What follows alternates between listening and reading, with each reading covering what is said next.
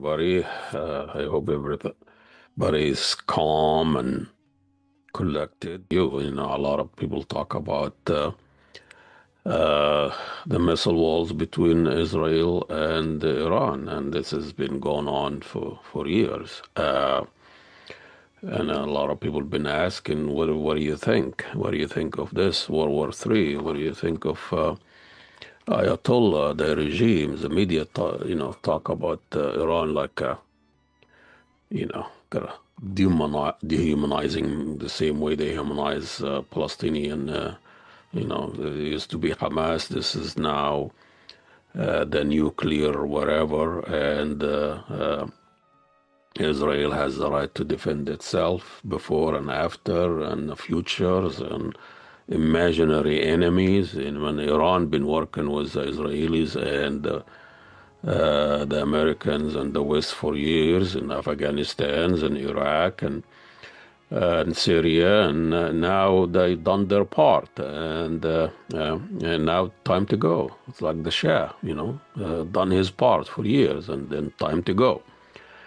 Saddam Hussein done his part, time to go. Gaddafi, done his part, time to go. And Bashar al-Assad, time to go. After done his part, and I think this is what's going on in Iran. It just Iran is no way near having a nuclear, and the Israelis have about 100 of them or more. But everybody's talking about Iran and the threat and the Western civilization and this clown in the Zionist project, talking about saving the civilization, and Israel is saving the Western civilization, and it has been going on for years. The colonial West demonizing and dehumanizing people occupied, and get rid of them, ethnic cleansing or Holocaust or Gaza or genocide, and this is what happened in Gaza. Now it's happening in Iran. Time to go. And I think the next online from this, Afghanistan is gone, and then Iraq, and then Syria, Libya, Sudan, Yemen. The next will be Egypt, and then Saudi Arabia. And they wait their turn, and unless they wake up, when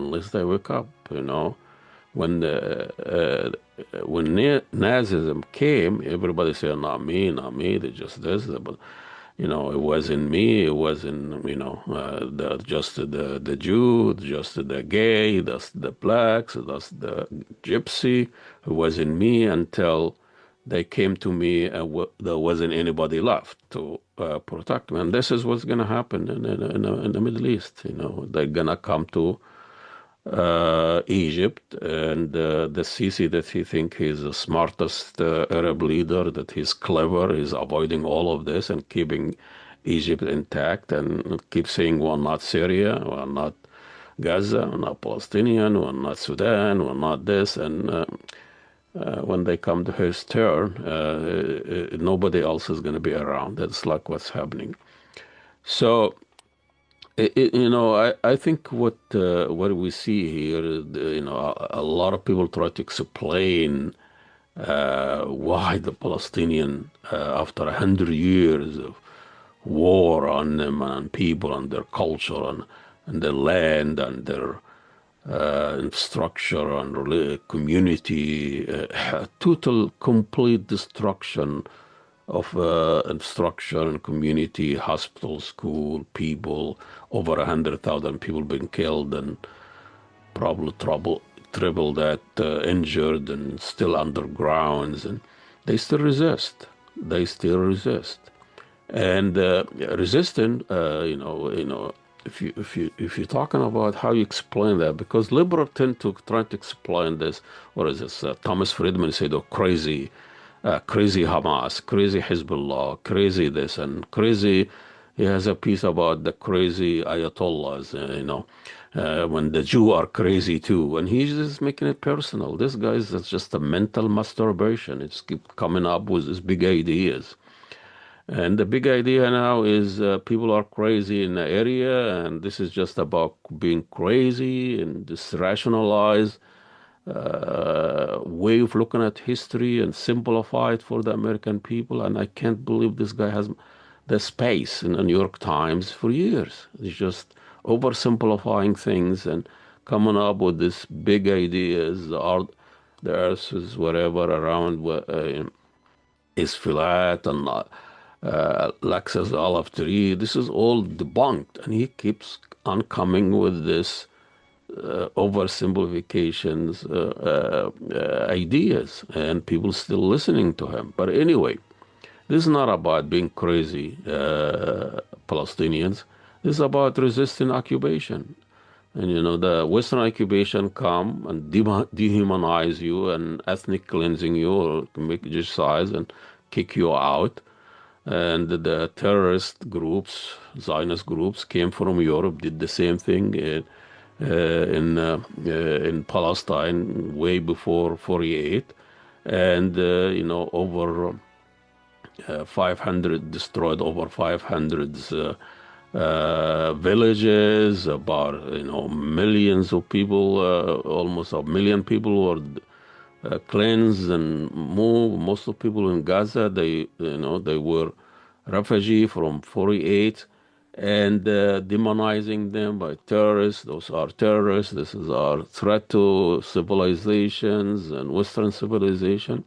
So it's easy to kill, 100,000 over more than months or whatever. Now it's over 600 days of bombing and destruction, and people still think Israel has the right to exist. And I know Piers Morgan stopped asking, do you support Hamas? But it's just ridiculous oversimplification, West against East, and civilized against uncivilized, and I think the world is just divided by people who resist and people who don't. And as that Frank Fanon has a really theory, was a great intellectual and philosopher, and also psychiatric.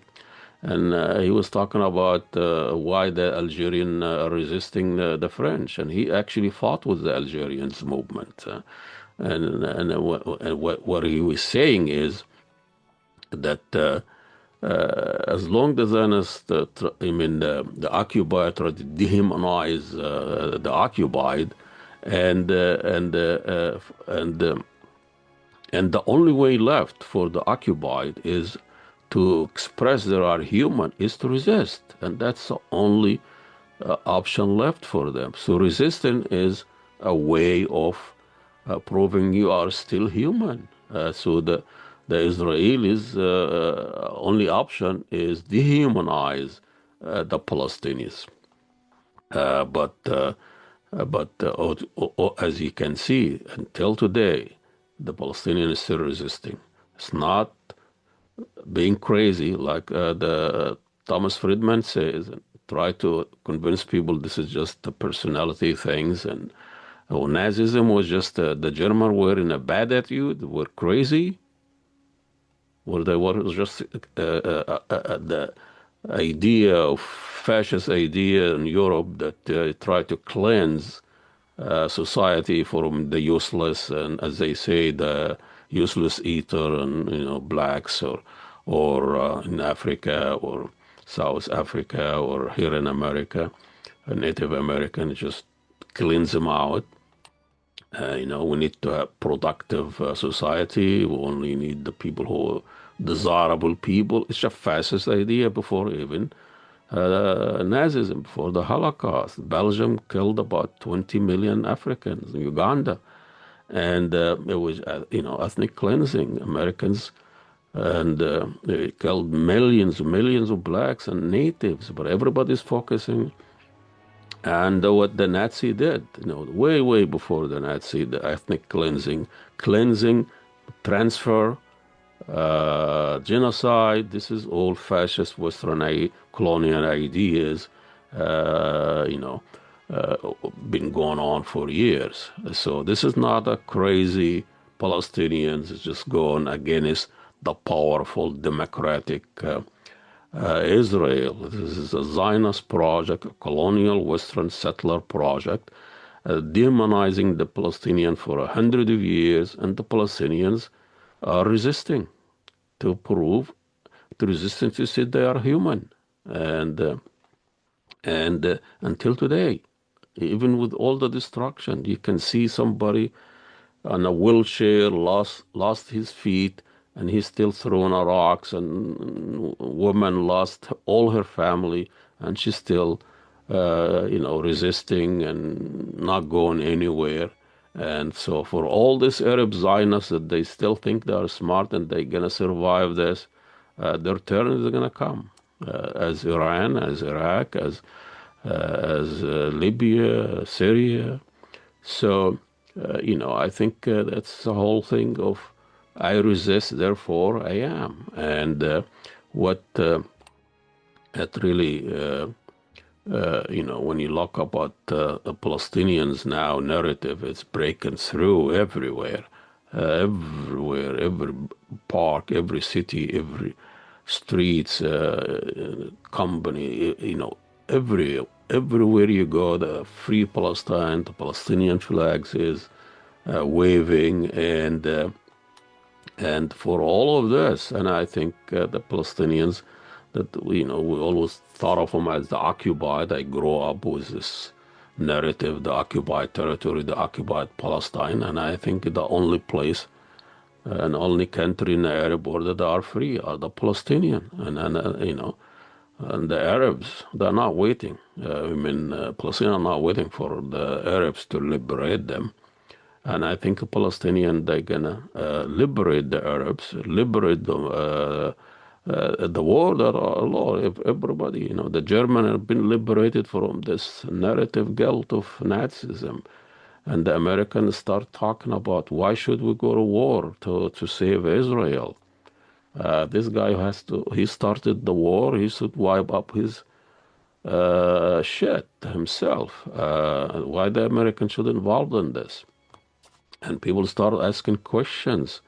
And people in Europe start asking, why should we support this genocide? And we see people and children are killed, and uh, and uh, and we're still supporting Israel with intelligence, weapon, and money. And I think the free Palestinians, it's going to free us all. And the Palestinians are the one who's going to free us, not the other way around. Anyway, that's all the rant I have today. Enjoy your day if you can, and follow us, share, have a conversation, support if you can. Ahmedia.com, and let us know, and we'll see you next time.